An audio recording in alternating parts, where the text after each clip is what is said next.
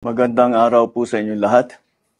Ito po ay isa pang report na aking ginagawa upang malaman ng taong bayan kung ano na ang nangyayari tungkol sa mga flood control na kaso na naging iskandalo.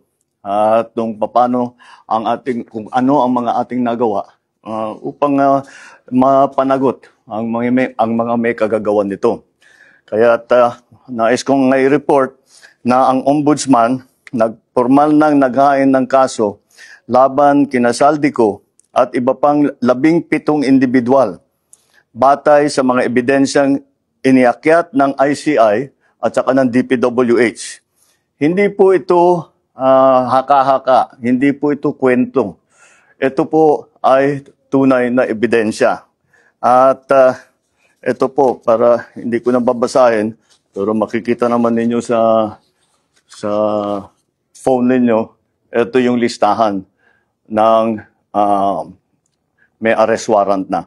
At ang susunod na hakbang, ay wala nang paligoy-ligoy pa, ang ating mga otoridad ay siyempre papatupad na nila itong mga arrest warrant na ito. Aarestuhin na sila. Ihaharap sa korte at pananagutin sa batas. Walang special na pagtrato, walang sinasanto. Ako ang nagsimula nitong lahat. Ako ang magtatapos. Kaya't asahan po ninyo na wala pong tigil itong aming ginagawa.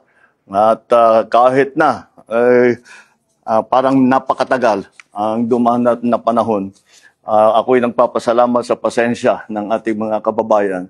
Ngunit nagbunga na ng resulta ang mga pasensya ninyo. Maraming salamat po. Magandang araw po sa inyo.